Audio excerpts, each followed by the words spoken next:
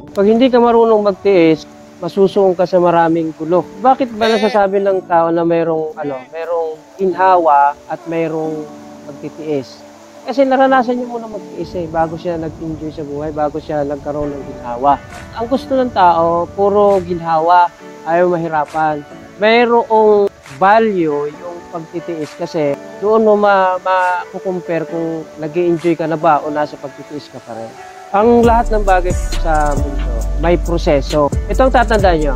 Pag maayos ang proseso mo, pag maganda ang proseso mo sa buhay, hindi mo maintindihan yung result Kasi automatic na maganda ang result nun Maliban kung ang prosesong ginawa mo pangit din ang kakalabasan.